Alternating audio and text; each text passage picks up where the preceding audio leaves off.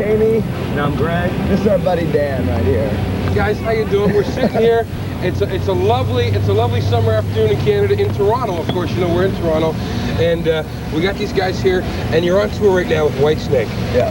How's that going? It's going good. It's going cool. We've been trucking across Canada right now, and now we're hooking up with KISS, which we were on the road with in the States for like a month and a half before we started with Whitesnake.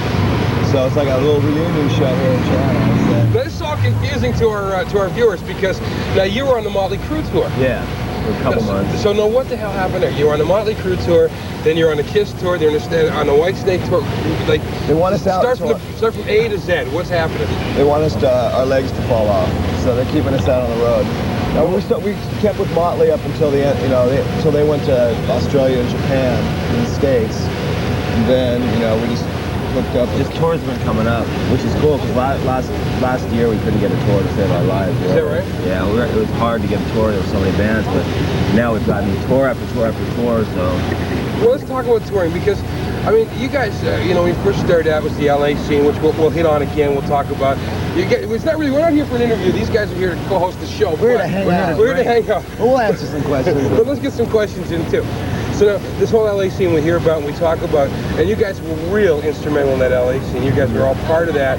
But I mean, when did you, that's all cool and fine and dandy, and you go out and you hand out the flyers, you get the people to gigs.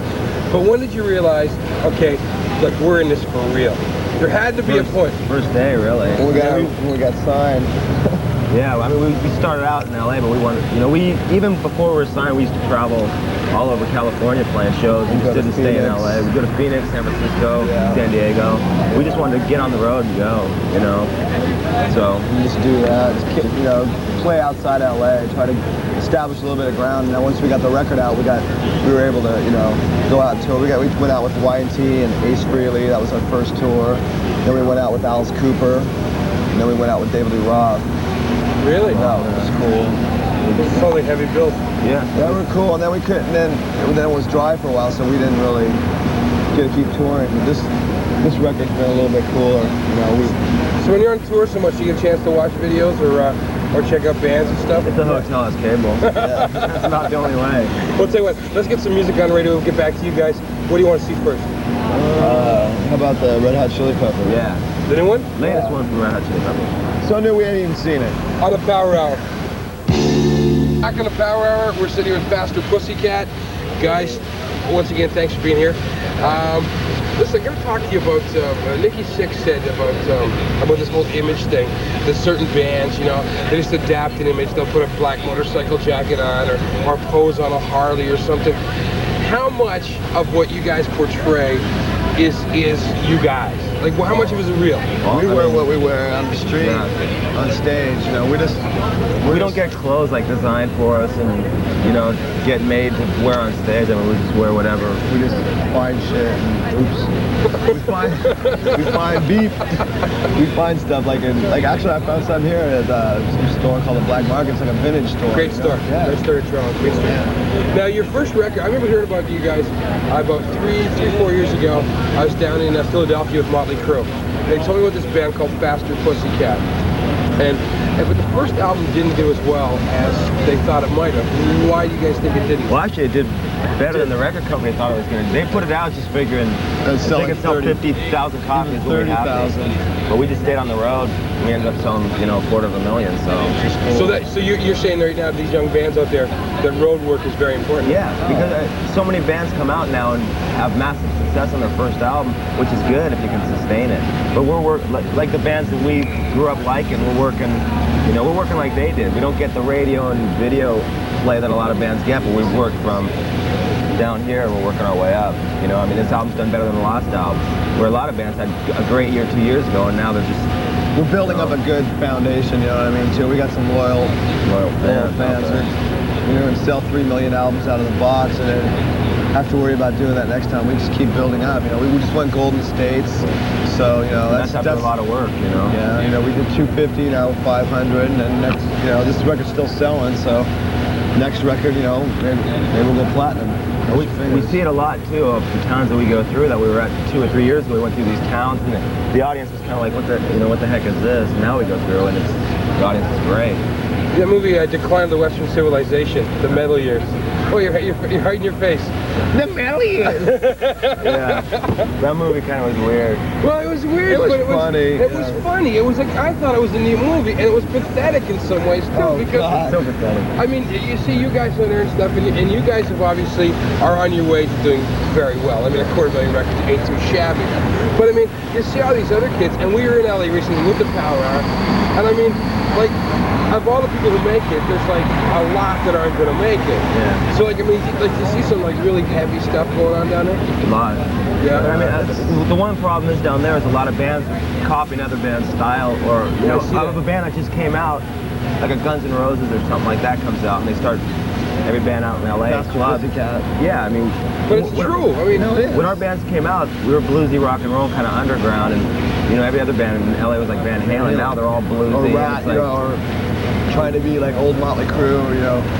That's so what about this insurgence, this resurgence, whatever, of this bluesy type of thing? Is it going to happen? Is it like it's happening. It's happening right now because It's the basic foundation of rock and roll. I guess us and like Guns N' Roses and stuff brought it back, and then Aerosmith by doing their comeback, which was amazing, let people know that it's still happening, But I got to ask you guys, this bluesy thing, we get letters all the time in the Power Hour, and there's like these thrash heads that complain because we play too much like Hairspray stuff. They say that we're playing too much bluesy shit, I mean, like, what do you say to these people that like these like? Well, there's enough, maybe, I don't get a chance to watch much music that much because, we live in the States and it doesn't get played there. It should. But, Yes. But I mean, there's enough for everybody. There's all kinds of. And the bands now, like Faith No More, are coming out. They're, combining rap and hardcore Blues stuff, and I mean, it's cool. I mean, there's a lot of stuff out there. Think about that. What you said about rap, and in the meantime, let's play some Faith No More. Let's do it. Epic. We're back on the Pepsi Power Hour with Dan. Yes, we're here. We're having a good time. Drinking Pepsi. Before we went into we touched on rap before the commercial, and some people say that like rap has got like the new image. It's overshadowing heavy metal, as it were, or metal, and it's fresher and this new approach. What do you guys think about that?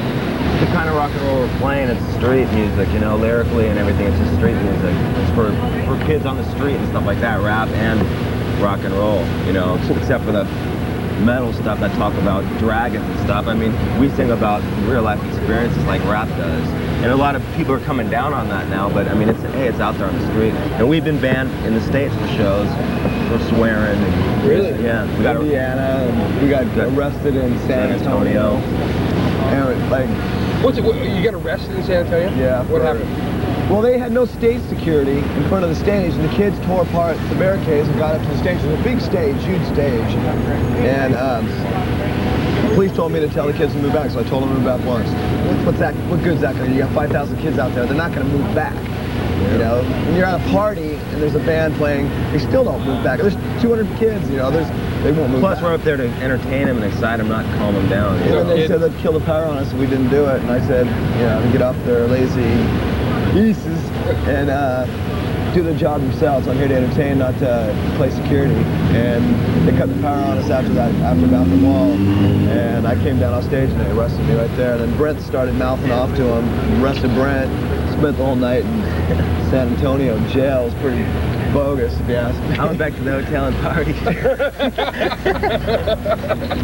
So, an episode like that, now, that would be like a pretty cool thing to write a song about. Oh, that'll be a song about. It won't be too nice of a song either. But it's been happening a lot. I mean, today I was watching Geraldo Rivera show. Live Crew. I mean, it's coming down hard now. In Atlanta, you can't swear on stage. Like kids aren't going to hear a four-letter word, out on the streets. They won't let you say it on stage and this and that. The parents and everything bitch and complain about all this stuff, but then again, they're running around the house. Hey, damn it! Hey, swearing around the house, on TVs, They want the state to police their kids, but they shouldn't. If I had a kid, I'd see what they're into and why they're into it. You know what I mean? I wouldn't want the state to tell me what I can do. As soon as you tell someone they can't do it, they're just going to make them want to do it even more. So it's like, if anything, they're just going to sell more records.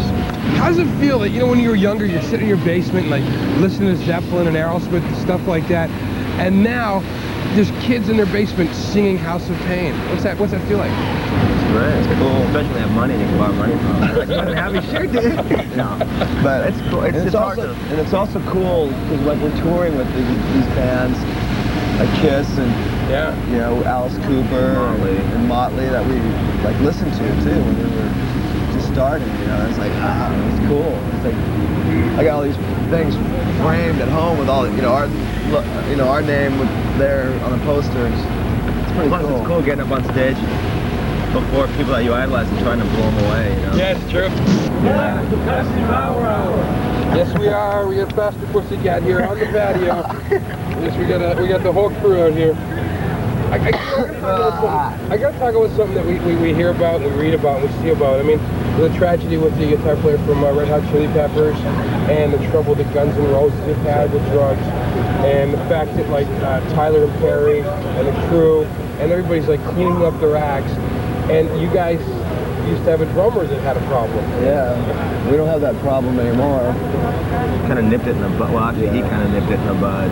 He had the heroin sent to him Federal Express to a hotel that we were at on the road. Luckily, he was with the crew. He knew it was coming. We didn't know it was coming, so we stayed at the city before and just drove the gig, or we would all been arrested. They waited for all of us. Seriously? Yeah, before they busted him, and then they waited and they realized we weren't showing up. That they just grabbed him. But how does that happen? I mean, you guys seem to have control of it. I mean, like, because you're really down on it. I mean, I can just sense it because you want to discuss it. But how does it happen to these guys? Like, what happens? They just didn't. I don't know. I mean, LA might be, you know. Yeah, a lot of it's that. A lot of it's just people.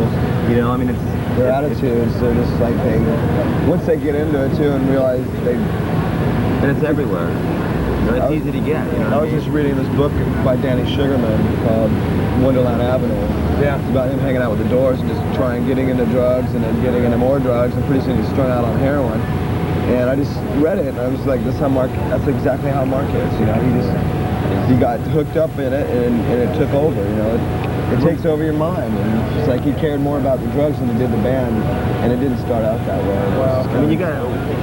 I'm not, you know, I don't sit there and preach to people about doing it or not. I mean, that's their business is their business. But at the same time, I mean, I have a goal. You know, we all have a goal to do well in music, and to be on the road is better than any drug I can take. So I mean, as long as you have a goal, you have to have something, you know, in the future that you want to do. You got some sort of responsibility you got to hold too. You know, you got not only you got, like in this band, there's 4 other guys in the band that are dependent on you: management, record companies, your fans, promoters. You know, you're on the road. And the night he got busted, we had a show, and we did the show With the opening act's drummer. Yeah, we Our just opening act's did drummer. like 8 songs, just went through it for like a half hour with him, because we had a place, it was a sold out show, and we can't cancel when everybody's in the place already. We got a new drummer. So what takes the place? I mean, the Motleys are all cleaned up, and the boys are saying sex takes the place of the drugs. Is this true? Oh, it's always been there too. But So what is the situation with girls on the road? it's wonderful, especially It's wonderful. especially here in Toronto. Well, Toronto, all the girls have big lips, I've noticed. So it's kinda, Big lips, good for all kinds of things. no, Well, listen, why don't you guys throw to the new Motley video? Don't go away, mad baby. Just go away. Just go away. For helping me out here today, because you know, it's always a pleasure to have a good band sitting in with me. But before we go, what is up for the band besides the touring? Next record, next single, we're working everything. on right now. The new single, Poison Ivy, we released it, and right now we're just on the road. We're working on material. We have recording equipment out. We're just working on material. And we're gonna go to Japan and tour the States some more with Whitesnake, and then probably just go in and record an album. And, you know, like Maybe. I don't know. springtime or something. You want to start an ant farm and Monkeys and Speaking of that, though, okay, Fast Pussycat is a Russ Myers title of a movie, right? Yeah. Okay, but obviously movies and stuff like this. Is there interest there? yeah, You in any acting or porno and I'm in a couple pornos, but I won't give the names. I gotta tell you a story about Mitchell Brothers with the guys from Metallica and Skid Row and Aerosmith, but that's another story. We'll talk about that. You've been there in San Francisco? Oh, I used to live there. Oh man, That's where I it's grew heavy. up. It's Yeah, heavy. very. But Carol Dodak. who was that leader? I can't remember. But anything like that coming up, like any aspirations? I'm not saying coming up, but do you want to go toward that or anything? Yeah, I would. I want to part in the interview with the vampire. If they do that, I want to part in it. So Oh, yeah, I got a couple scripts from it, so that'd be fun. I'd like to be on the reunion Brady Bunch show. I'd like to play Greg, the older brother. I'd like Or to get- Alice. Oh, we have the same beard. Okay, say goodbye to Canada as we wrap up the Pepsi Power. We're going to go into Poison Take it Ivy. easy. Adios. Pussycat.